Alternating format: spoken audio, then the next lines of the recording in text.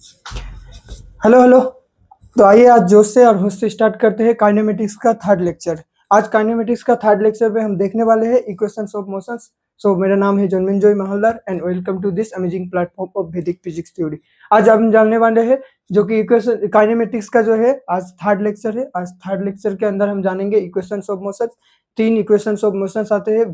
Physics आपको kinematics समझने के लिए इसके अंदर ढेर सारे न्यूमेरिकल करने के लिए आपको जो 3 इक्वेशंस मोशंस का ज़रूरत है या तो आपका रिक्वायरमेंट है, वो आज 3 इक्वेशंस मोशंस विद डिराइव के साथ जानेंगे। कैसे 3 इक्वेशंस ऑफ मोशंस आते हैं, वो तीनों इक्वेशंस ऑफ मोशंस देखेंगे।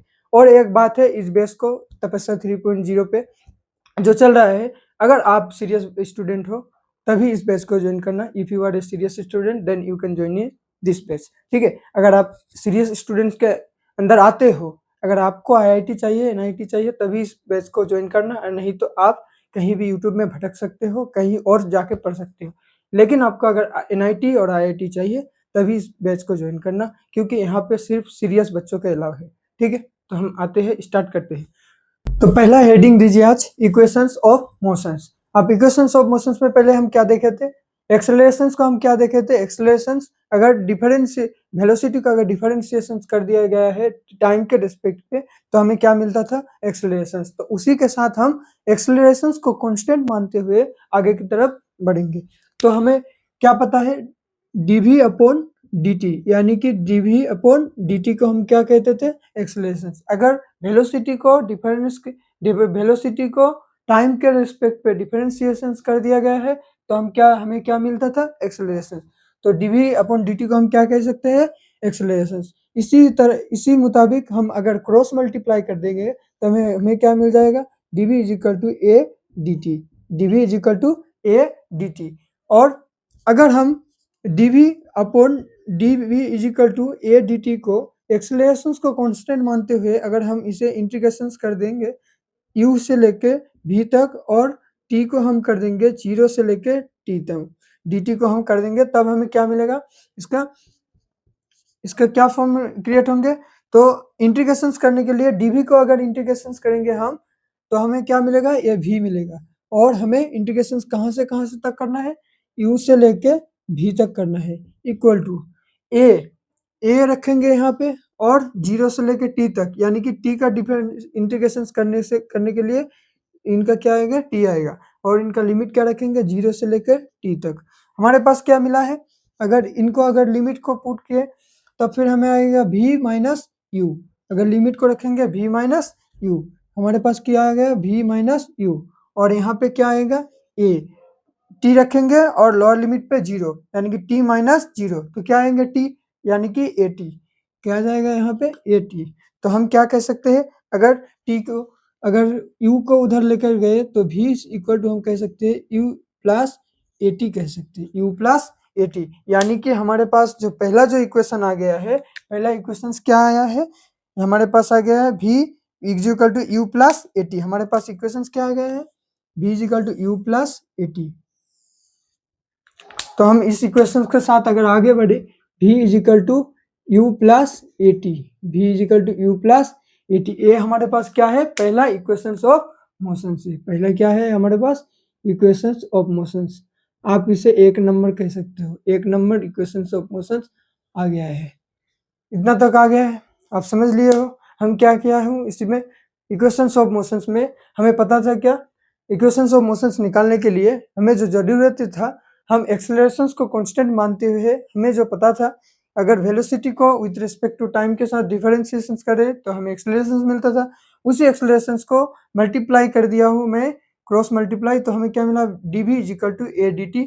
अगर dv को हम u से लेके इनिशियल स्पीड से लेके फाइनल स्पीड तक इंटीग्रेशंस कर देंगे, और जाके एक्सेलरेशंस को कांस्टेंट मानते हुए टाइम को dt को अगर 0 से लेके t टाइम तक इंटीग्रेशंस कर देंगे, तो हमें इंटीग्रेशंस करने के बाद लोअर लिमिट और अपर लिमिट बैठाने के बाद क्या आ गया है, v माइनस यू, और a t का इंटीग्रेशन हमें क्या आ गया है, dt का इंटीग्रेशन t आ गया है, लोअर लिमिट पे 0, अपर लिमिट पे t, तो t minus 0 equal to t, और a t को अगर मल्टीप्लाई कर देंगे तो यहाँ पे क्या आ गया, a आ गया, उधर पे कितना आ गया, t, यानी कि v is equal to u plus a t हम कह सकते हैं, v is equal to u plus a t. v is equal to u plus a t. ये हमारे पास क्या है, पहला इक्वेशंस ऑफ मोशन से। अब आते हैं हमारे पास नेक्स्ट इक्वेशंस ऑफ मोशन। अब हमें क्या कह सकते हैं, v को हम लिख सकते हैं, v को हम क्या लिख सकते हैं, तो आप बोलोगे सर v को हम लिख सकते हैं क्या, तो आप बोलोगे ds अपॉन dt कह सकते हैं। ds और dx, s क्या है यहाँ पे, डिस्प्लेसमेंट है, s क्या है यहाँ पे, डिस्प्लेसमेंट। और हम लिख सकते हैं u प्लस at कह सकते हैं ना, वही भी है। v को हम लिख सकते हैं ds अपॉन dt। अगर डिस्प्लेसमेंट को टाइम के रेस्पेक्ट पे डिफरेंशिएशन कर दिया गया है तो हमें क्या मिलता था, वेलोसिटी मिलता था। तो वही हम कह सकते हैं ds upon dt is equal to u plus a t हमारे पास आ गया है। अब हम कह सकते हैं इनको कह सकते हैं ds इज इक्वल टू, अगर क्रॉस मल्टीप्लाई कर दिया गया है तो हम कह सकते हैं u dt plus a T D T हम कह सकते हैं ए टी डी टी। अगर इसे ही अगर फिर से हम क्या कह सकते हैं, ds को हम और u dt plus a T D T को अगर इसे हम क्या कहेंगे, यहाँ से लेके अगर हम इस डिस्प्लेसमेंट को अगर जीरो से लेके एस डिस्प्लेसमेंट हम अगर इंटीग्रेशन कर देंगे और टाइम को हम जीरो से लेके टी तक अगर डिफरेंशिएशन कर देंगे तो हमें क्या मिलता है, देखते हैं। तो हम इसे डिफरेंट इंटीग्रेशंस करेंगे।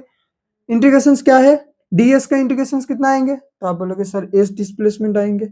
अब यहाँ पे हम क्या लिख सकते हैं, जीरो से लेके s कह सकते हैं, और इधर पे क्या कह सकते हैं, u तो कॉमन है, कांस्टेंट है, और कॉमन निकल जाएंगे बाहर।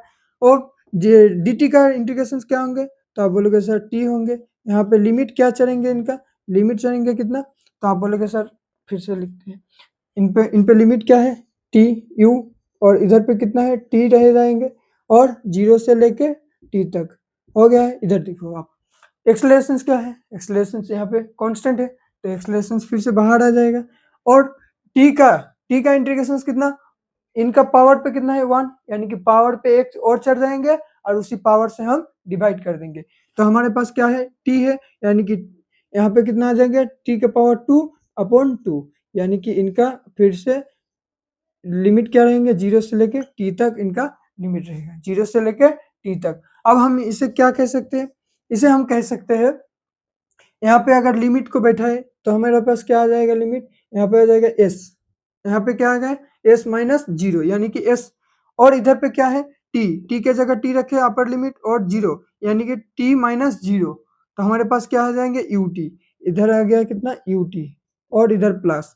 अब क्या कर सकते हैं, ऊपर पे क्या है, यहाँ पे अपर लिमिट t, यानी कि T square by half, T square by 2 minus zero square by something, यानी कि जीरो। तो इधर पे क्या रहेगा, T square by 2 minus zero, यानी कि कितना रहेगा, यहाँ पे एक्सेलरेशन ए, और इनका टर्म्स कितना रहेगा, तो आप बोलोगे सर यहाँ पे T square by 2 minus zero square by 2, तो ए तो टर्म चला गया पूरा, तो बचा कितना, इतना ही बचा। तो आप इसे क्या कह सकते हो, इसे आप कह सकते हो s is equal to u t plus इधर कितना है, हाफ, इधर से कितना आ जाएगा, हाफ ए टी स्क्वायर। ये हमारे पास क्या है, दूसरा इक्वेशंस ऑफ मोशन से, ये हमारे पास क्या है, दूसरा इक्वेशंस ऑफ मोशन। तो हम इसे क्या कहेंगे, दूसरा इक्वेशंस ऑफ मोशन। यानी कि हमारे पास पहला इक्वेशंस ऑफ मोशन क्या था, v is equal to u plus a t, दूसरा क्या आ गया है, s is equal to u t plus half a t square. दूसरा हमारे पास क्या है, s is equal to u t plus half a t square. तो हम ये कह सकते हैं, यानी कि हमारे पास पहले क्या था, हम क्या किया है, इक्वेशंस ऑफ मोशंस को फाइंड करने के लिए हमारे पास एक क्या है, दूसरा इक्वेशंस ऑफ मोशंस है, और पहला हमारे पास इक्वेशंस ऑफ मोशंस क्या था, पहला हमारे पास इक्वेशंस ऑफ मोशंस था क्या, dv by D T is equal to A जानते थे, उसे अगर इंटीग्रेशन किए तो फिर हमारे पास क्या आ गया, v is equal to u plus a t, और इसे अगर डिफरेंशिएशन भी dv को हम v को क्या कह सकते हैं, ds अपॉन dt, फिर इसे हम क्या क्या क्रॉस मल्टीप्लाई करने के बाद इंटीग्रेशन क्या हमारे पास आ गया, s is equal to u t plus half a t square. यानी कि ए अगर पहला नंबर इक्वेशन रहे और इसे हम क्या कह सकते हैं, तो 2 नंबर हम इक्वेशंस करेंगे। ये हमारे पास क्या है, 2 नंबर इक्वेशंस आ गया है। अब देखते हैं तीसरा इक्वेशंस क्या है। इतना तक आप आपके कॉपी पे आप इसे नोट्स कीजिए, फिर आते हैं हम तीसरे इक्वेशंस पे। आप इसे थोड़ा नोट्स कर लीजिए, वीडियो को पॉज करके आप खुद से नोट्स कीजिए। अब फिर आते हैं हम तीसरे इक्वेशंस पे।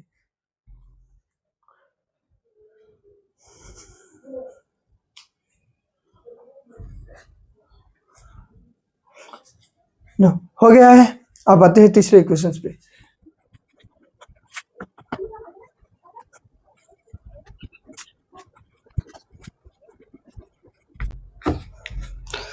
तो आते हैं अब तीसरा इक्वेशंस क्या है हम देखते हैं। तो हमारे पास दूसरा नंबर इक्वेशंस क्या था? दूसरा नंबर इक्वेशंस था s is equal to u t plus half a t square. S is equal to u t plus half a t square, यानी कि s is equal to u t plus half a t square है हमारे पास। ए क्या है? दूसरा equation से। ए हमारे पास क्या है? दूसरा इक्वेशन से। ठीक है, दूसरा इक्वेशन से। अब आते हैं तीसरा इक्वेशंस पे। अब देखो, पहले इक्वेशंस के थ्रू हम तीसरा इक्वेशंस को फाइंड करेंगे। पहला हमारे पास इक्वेशंस क्या है? फ्रॉम, हम कह सकते हैं फ्रॉम इक्वेशंस फर्स्ट इक्वेशन से हम क्या कह सकते हैं? v is equal to u plus a t कह सकते हैं ना। अब हम क्या करेंगे? इनका बोथ साइड स्क्वायर करेंगे। बोथ साइड क्या करेंगे? स्क्वायर करेंगे। हम क्या करेंगे? बोथ साइड इनका स्क्वायर करेंगे। तो हम बोथ साइड अगर स्क्वायर करें तो हमारे पास क्या आ जाएगा? तो आप बोलोगे सर इधर तो v स्क्वायर रह जाएगा और उधर कितना आ जाएगा? You square plus 2 u a t plus A square T square, ये कह सकते हो आप। ए आ जाएगा। अब देखो हमारे पास ए कितना रह जाएगा? तो आप बोलोगे सर यू स्क्वायर, तो यू स्क्वायर रह जाएगा। अब देखो हम यहाँ से कुछ कॉमन लेते हैं। हम क्या करते हैं? कुछ कॉमन लेते हैं।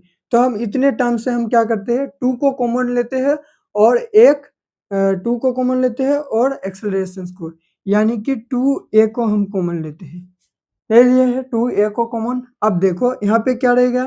तो आप बोलोगे सर a रह गया है, ये तो चला गया है बाहर।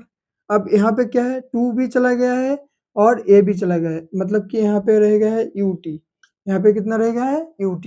और इधर 2 तो बाहर गया है लेकिन इसके पास 2 नहीं है, यानी कि 2 से जाके हाफ से जाके डिविजिबल, तभी इनको मैच करेंगे डेटा।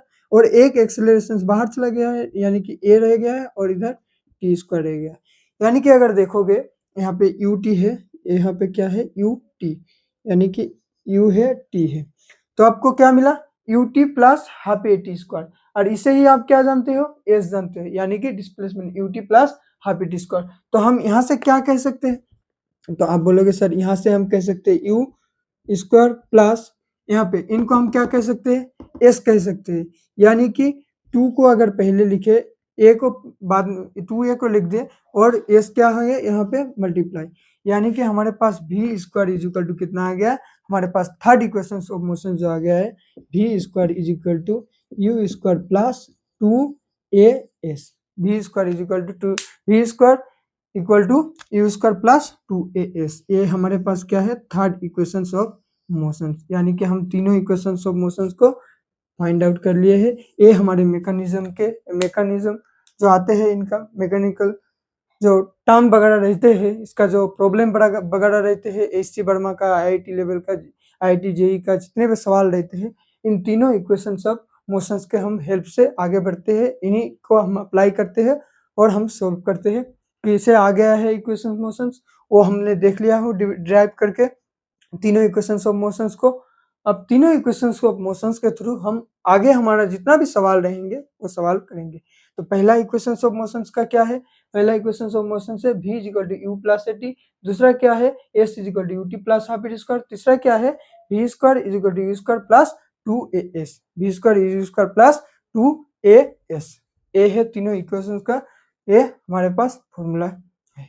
आप फॉर्मूला के थ्रू याद रख सकते हो, डिराइव के थ्रू याद रख सकते हो। आपको ऊपर ये निर्भर करता है कि आप कैसे इसे याद रख सकते हो।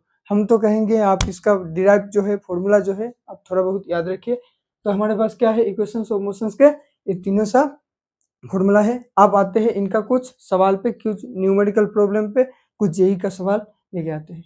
तब तक के लिए आप इसे नोट्स कर लीजिए, आपका कॉपी में ये होना चाहिए, ये आपके पास मैंडेटरी है। फिर आते हैं कुछ सवालों पे।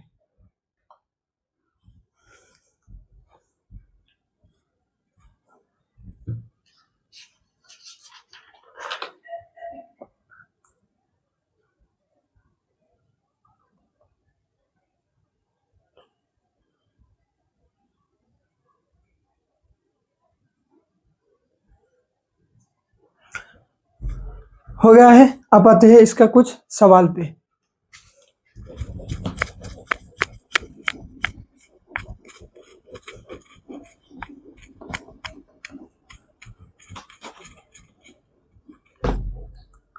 सवाल क्या है हमारे पास? पहला सवाल है, a ball is thrown thrown at thrown up at speed 4 metre per second. हमें पूछा है find the maximum height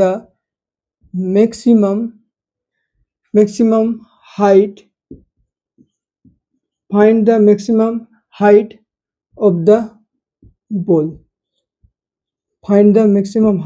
ball. ठीक है, हमें एक सवाल दिया है और बोला है यहाँ पे take ji equal to 10 metre per second square. हमें सवाल क्या दिया गया है? A ball is thrown up at speed 4 metre per second, find the maximum height of the ball find the maximum height of the ball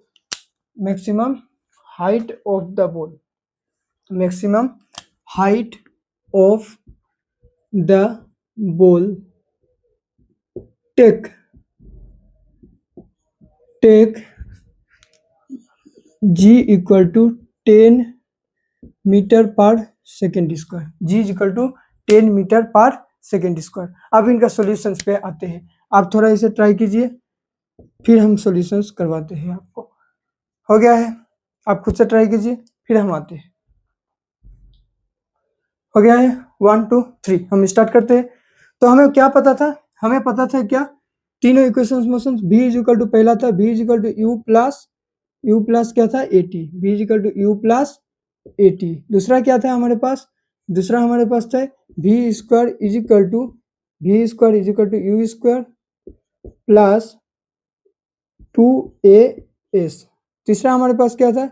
s is equal to ut plus half a t square.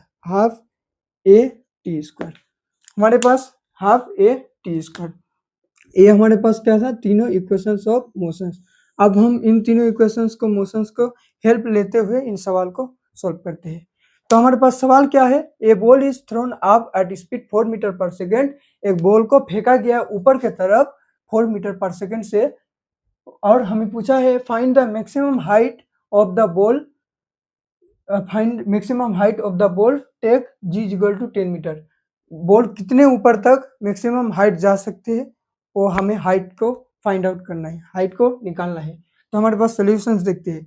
तो हम मान लेते हैं एक ball थे, ऐसे करके एक बॉल को हम क्या किया? ऊपर के तरफ, ठीक है, ऊपर के तरफ हम फेंक दिया गया। हमारे स्पीड क्या था? यू स्पीड से फेंका गया। यू स्पीड कितना था हमारे पास? 4 मीटर पर सेकेंड से भाग रहे थे। हम मान लिए कि हमारे पास जो बॉल है वो मैक्सिमम हाइट कितना अटेंड किया? इतना तक अटेंड किया। मैक्सिमम हाइट कितना है? इतना तक अटेंड किया। ठीक है, मैक्सिमम हाइट कितना है हमारे पास? एच हाइट तक अटेम्प्ट किया, या एस ऊपर कितना गया डिस्प्लेसमेंट? एस डिस्प्लेसमेंट तक गया है। ठीक है, अगर बॉल को ऊपर की तरफ फेंके तो एक्सेलरेशन जी किधर लग रहा है? नीचे की तरफ लग रहा है। तो हम मान लिए एक्सेलरेशन किधर लग रहा है? नीचे की तरफ लग रहा है। एक्सेलरेशन कहाँ लग रहा है? नीचे की तरफ एक्सेलरेशन लग रहा है। तो हम एक डायरेक्शंस को, किसी भी एक डायरेक्शंस को हम क्या मानेंगे? पॉजिटिव मानेंगे। उसके जो ऑपोजिट में रहेंगे वो हम ऑपोजिट डायरेक्शन मान लेंगे, या तो नेगेटिव मान लेंगे। अगर ऊपर वाले को पॉजिटिव माने तो नीचे वाले नेगेटिव, अगर नीचे वाले को पॉजिटिव माने तो ऊपर वाला नेगेटिव।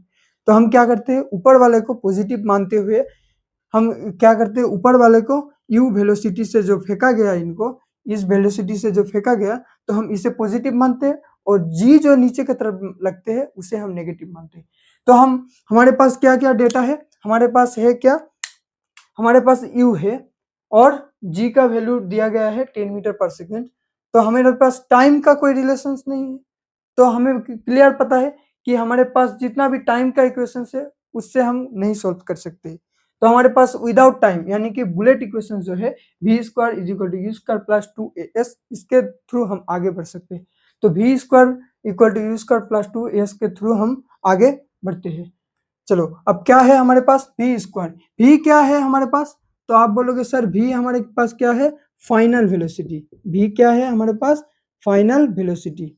v हमारे पास क्या है, फाइनल वेलोसिटी। u क्या है, u बोलोगे सर क्या, इनिशियल वेलोसिटी। u क्या है हमारे पास, इनिशियल वेलोसिटी। और s क्या था, s था हमारे पास डिस्प्लेसमेंट। s क्या है हमारे पास, डिस्प्लेसमेंट। s हमारे पास क्या है, डिस्प्लेसमेंट। अब देखो हम अगर बॉल को ऐसे करके जाके हमारे पास ऊपर फेंके, तो देखो यहाँ पे जाके मैक्सिमम हाइट तक गया था। तो इस पॉइंट पे जाने के बाद, ये जो ऑब्जेक्ट है इस पॉइंट पे जाने के बाद इसका मैक्सिमम वेलोसिटी जो फाइनल वेलोसिटी क्या हो गया, 0 हो गया। तभी ना ये जाके यहाँ पे रुका। अगर इसके पास और कुछ वेलोसिटी रहती तो और भी ऊपर जाता। यानी कि कुछ ऐसा पॉइंट आएंगे जहाँ पे इसका वेलोसिटी 0 रहेंगे, वही क्या रहेगा, इसका मैक्सिमम हाइट। तो हम मान लिए मैक्सिमम हाइट क्या गया, एस गया, यानी कि मैक्सिमम डिस्प्लेसमेंट जितना है वही तो इनका मैक्सिमम हाइट रहेंगे। तो हमारे पास क्या है, मैक्सिमम वेलोसिटी यानी कि मैक्सिमम हाइट तो इतना ही जाएगा। और मैक्सिमम हाइट पे जाने के बाद इनका जो फाइनल वेलोसिटी है वो कितना रहेंगे, तो आप बोलोगे सर फाइनल वेलोसिटी तो 0 रह जाएगा। क्यों, कि अगर फाइनल वेलोसिटी 0 ना रहे तो ये तो ऑब्जेक्ट और भी ऊपर जाता।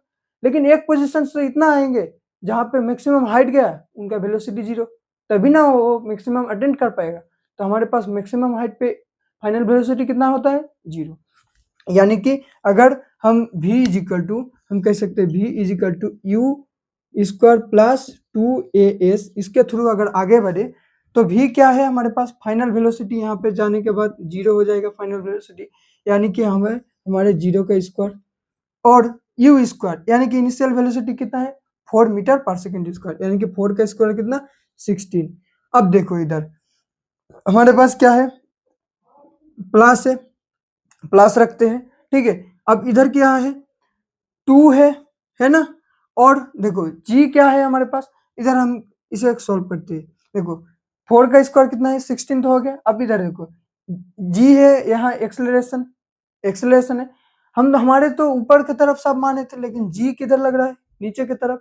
तो g नीचे की तरफ, हमारे माना हुआ पॉजिटिव डायरेक्शन है ऊपर, तो उल्टे तरफ g लग रहा है, यानी कि हम क्या करेंगे इसे, नेगेटिव साइन, यानी कि माइनस साइन से हम आगे बढ़ेंगे। यहाँ पे क्या है, माइनस साइन आ गया है, एक क्या आ गया, माइनस साइन। अब क्या है हमारे पास 2 और एक्सेलरेशन, यानी कि यहाँ पे एक्सेलरेशन g के बराबर रहेंगे और g का वैल्यू कितना है, 10 मीटर पर सेकेंड। तो हम क्या करेंगे, इंटू 10। और डिस्प्लेसमेंट तो हमें निकालना था, मैक्सिमम हाइट, यही तो डिस्प्लेसमेंट है। अब क्या करेंगे, इन इक्वेशंस को हम सोल्व करने के लिए s इज इक्वल हम कह सकते हैं 16/2 इंटू 10, यानी कि इधर कितना चला गया, कितना चला गया, 8, यानी कि हम कह सकते हैं इनको 0.8 मीटर।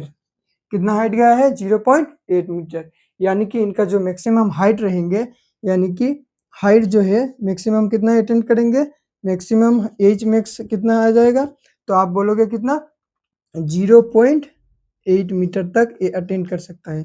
0.8 मीटर तक ये क्या कर सकता है, अटेंड कर सकता है। यही हमारे पास क्या है, इनका सवाल है। ये हमारे पास क्या है, इनका सवाल है। सवाल को कैसे मैं सॉल्व किया, तो पहले हमारे पास सवाल दिया गया था क्या, एक बॉल है, एक बॉल को मैंने क्या किया, ऊपर की तरफ फेंका, एक बॉल को क्या किया मैंने, ऊपर की तरफ फेंका। उनका कुछ इनिशियल वेलोसिटी था, एट स्पीड कितना था, 4 मीटर पर सेकेंड, और u is equal to 4 metre per second से हमने फेंका ऊपर की तरफ। पूछा है find the maximum height of the ball, जो बॉल जो है कितना मैक्सिमम हाइट तक अटेंड कर सकता है। तो हमने माना कि हमारे डिस्प्लेसमेंट जो होंगे वही है हमारे पास मैक्सिमम हाइट, और मैक्सिमम हाइट पे उनका फाइनल वेलोसिटी 0। तो हमारे पास एक ही इक्वेशन से, जो कि यहाँ पे कुछ टाइम वगैरह नहीं दे, तो विदाउट टाइम वाला क्या है, v square is equal to u square plus 2as। इसी फॉर्मूला को हम इसी फॉर्मूला की मदद से v square is equal to u square plus 2as, तो फाइनल वेलोसिटी इनका क्या था, 0, और इनिशियल वेलोसिटी 4, यानी कि 4 का स्क्वायर 16, माइनस क्यों लिया मैंने, क्योंकि मेरा डायरेक्शंस जो है ऊपर माना गया था, लेकिन जी का डायरेक्शंस किधर है? नीचे की तरफ। अगर कोई सा भी बॉल को फेंके तो ग्रेविटेशनल फोर्स किधर लगता है? नीचे की तरफ, यानी कि एक्सेलरेशन ड्यू टू ग्रेविटी नीचे। तो हमारे पास क्या आ गया? उसके लिए एक माइनस साइन और 2 आ गया इधर, फॉर्मूला के 2, और एक्सेलरेशन तो जी के बराबर है, तो 10 उनका वैल्यू है 10, और डिस्प्लेसमेंट सॉल्व करके हमारे पास कितना आ गया? एच मैक्स का वैल्यू आ गया 0.8 मीटर। एच मैक्स का वैल्यू कितना आ गया? 0.8 मीटर। हो गया है ये। बस यही था आज के लिए लेक्चर। तो उम्मीद करते हैं हमारी कोशिश है कि ये तपस्या 3.0 जो है इन पे छोटे छोटे लेक्चर लाऊं, और आप कंसंट्रेशन छोटे छोटे चीज पे ज़्यादा कंसंट्रेशन करो और ज़्यादा फोकस करो। यही आपको आपके मंजिल तक लेकर जाएगा, क्योंकि बड़े लेक्चर ले आते हैं लेकिन हो जाते हैं लेंदी हो जाते हैं, तो आप समझ नहीं पाते हो या समझने का कोशिश नहीं करते हो। लेकिन इसीलिए मैंने शॉर्ट फॉर्म पे या छोटे छोटे फॉर्म पे लेक्चर लाता हूँ, और इसी लेक्चर को हम अपलोड करता हूँ, जो कि आपके पास थोड़े कम समय पे आप ज़्यादा कुछ सीख लो, और छोटे छोटे अगर काम को आप अच्छे से कर सकते हो, तो हमें उम्मीद है अगर सब काम को एक साथ जोड़ा गया या इंटीग्रेशन कर देंगे तो एक दिन वो बड़े काम बन जाएंगे। तो ये छोटे लेक्चर है या 20 से 25 मिनट का लेक्चर बनेंगे, तो यही लेक्चर हमारी कोशिश है कि छोटे छोटे लेक्चर लाऊं, और इसी लेक्चर की तरफ हम सब तैयारी को और भी स्ट्रॉन्ग करें और भी आगे बढ़े। तो हमारे पास क्या है? यही था आज का। हमें जानना क्या था? इक्वेशंस ऑफ मोशंस, तीनों इक्वेशंस ऑफ मोशंस जान लिए हैं, और इसका कुछ सवाल देखे हैं। और इम्पोर्टेंट एक बात है कि इनका जो डीपीपी आते हैं, तो आप टेलीग्राम चैनल पर ज्वाइन कीजिए, वहाँ पे जाके आप डीपीपी को देखिए, सॉल्व कीजिए, और हर रोज आप अटेंड कीजिए, क्योंकि डीपीपी आपको लगाना जरूरी है। उसमें जेईई मेंस का पीवाई क्यों रहते हैं, अच्छे अच्छे एससी वर्मा का जो सवाल रहते हैं, सर एससी वर्मा का सवाल भी रहते हैं, अच्छे अच्छे सवाल है उसमें, और भी जेईई एडवांस का भी कुछ सवाल रहते हैं। तो आप कोशिश कीजिए हर रोज डीपीपी लगाने के लिए। हमारे जो डिस्क्रिप्शन है उसमें टेलीग्राम चैनल का लिंक है, आप जाइए वहाँ पे ज्वाइन कीजिए और वहाँ से जाके सॉल्व कीजिए। और एक रिक्वेस्ट है आपके पास, अगर ये वीडियो आपको अच्छे लगे तो आप अपने दोस्त को पास जरूर शेयर करना, जो पढ़ाई करने वाला बच्चा है, जो बच्चा सीरियस है, जो बच्चा चाहते हैं कि नहीं सर हमें एनआईटी आईआईटी जाना है या अच्छे कॉलेज पाना है, तभी उस तरह का बच्चा के पास आप शेयर कीजिए। क्योंकि हम लोग भी यहाँ पे जो काम करते हैं, तो हमारे पास जो सीटीआर होते हैं, तो सीटीआर वगैरह को मेंटेन करने के लिए, अच्छे करने के लिए, क्योंकि हम अच्छे कंटेंट दे रहे हैं, आपको भी एक आपके पास भी एक रिक्वेस्ट है कि आप इसे शेयर कीजिए। शेयर करने से हमारा जो एल्गोरिदम है वो भी बूस्ट होते हैं, और एक अच्छा खासा व्यूज वगैरह जो भी बोलो आप, कंटेंट पे एक दम रहती है। तो हमारे अगर कंटेंट पे दम है तो आप बिल्कुल शेयर कीजिए, और मिलते हैं अगले लेक्चर पे, कहीं अगले लेक्चर पे। तब तक के लिए आप अपना ध्यान रखते रहिए। Take care. जय हिंद, वंदे मातरम।